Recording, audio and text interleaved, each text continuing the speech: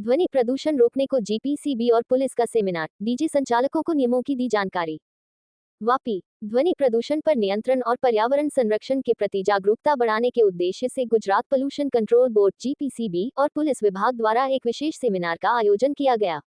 इस कार्यक्रम में पार्टी प्लॉट संचालकों, डीजे ऑपरेटरों और साउंड सिस्टम संचालकों को ध्वनि प्रदूषण से संबंधित नियमों एवं कानूनी प्रावधानों की विस्तार से जानकारी दी गई।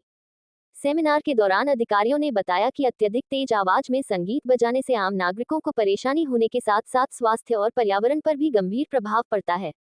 इसी कारण ध्वनि प्रदूषण नियंत्रण नियमों का पालन करना सभी के लिए अनिवार्य है। जीपीसीबी और पुलिस विभाग ने संयुक्त रूप से डीजे संचालकों को निर्धारित ध्वनि सीमा और समय सीमा के बारे में जागरूक किया। अधिकारियों ने बताया कि रिहायशी, व्यावसायिक, औद्योगिक और साइलेंस जोन के लिए ध्वनि की अलग अलग सीमाएं निर्धारित की गई हैं। अस्पताल, स्कूल, कॉलेज और न्यायालयों के आसपास स्थित साइलेंस जोन में विशेष सावधानी बरतने के निर्देश दिए गए। साथ ही बिना अनुमति लाउडस्पीकर और डीजे सिस्टम का उपयोग करने पर कानूनी कार्रवाई की चेतावनी भी दी गई। अधिकारियों ने स्पष्ट किया कि ध्वनि प्रदूषण नियंत्रण के नियम सभी नागरिकों, पार्टी प्लॉट संचालकों और डीजे ऑपरेटरों पर समान रूप से लागू होते हैं। पर्यावरण और जनस्वास्थ्य की सुरक्षा के लिए इन नियमों का पालन करना सभी की जिम्मेदारी है। सेमिनार में ये भी बताया गया कि रात 10 बजे से सुबह 6 बजे तक डीजे और लाउडस्पीकर के उपयोग पर प्रतिबंध है तथा साउंड लिमिटर का उपयोग अनिवार्य किया गया है। अधिकारियों ने सभी संचालकों से निर्धारित ध्वनि सीमा का पालन करने और समाज में ध्वनि प्रदूषण कम करने में सहयोग देने की अपील की। जीपीसीबी और पुलिस विभाग का मानना है कि जागरूकता और नियमों के सख्त पालन से ही ध्वनि प्रदूषण पर प्रभावी नियंत्रण पाया जा सकता है। इसी उद्देश्य से ऐसे सेमिनार आयोजित कर लोगों को कानून और उनकी जिम्मेदारियों से अवगत कराया जा रहा है। रूल्स अंतर्गत पुलिस विभाग અને જીપીસીબી દ્વારા સંયુક્ત ઉપક્રમે એક મીટિંગનું આયોજન રાખવામાં આવેલું હતું।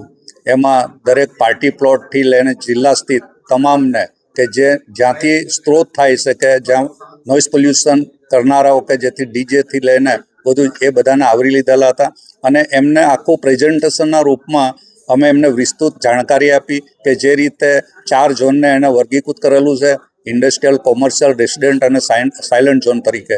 હવે એમાં કેટલા ડેસિબલ ડે ટાઈમમાં અને રાત્રિ દરમિયાન એ વિશેષ આખું સંક્ષિપ્તમાં એમને માહિતગાર કરવામાં આવ્યા છે કે જેથી કરીને એ અવાજનું દૂષણને અટકાવી શકાય અને બેટર વે આપણા જિલ્લા સ્થિત તમામ કાર્યક્રમો સુનિશ્ચિત કરવામાં આવે અને આપણો નોઇઝ પોલ્યુશનનું રૂલ્સનું આપણે અમલીકરણ કરી શકાય। એ હેતુસર આજે જિલ્લા વહીવટી દ્વારા તેમજ જિલ્લા અધિક્ષક દ્વારા 2 અધિકારીશ્રીને પણ અહીંયા નિમણૂક કરેલી હતી અને અગાઉ પણ એમને ગેમી દ્વારા નોઇઝ પોલ્યુશન એક્ટ વિશેની વિશેષ માહિતગાર કરવામાં આવ્યા હતા પોલીસ વિભાગને અને પોલીસ વિભાગને કઈ રીતે મોજણી કરવી નોઇઝની એ બાબતે પણ નિર્દેશ ગેમી અમારા બરોડા ખાતે આવેલ છે એમના દ્વારા વિસ્તૃત માહિતગાર કરેલા છે કે કઈ રીતે નોઇઝની મોજણી કરી શકાય અને વખત જ્યારે જરૂર પડશે પોલીસ વિભાગ કહેશે કે અમારે ઉપલા અધિકારી દ્વારા તો આપણે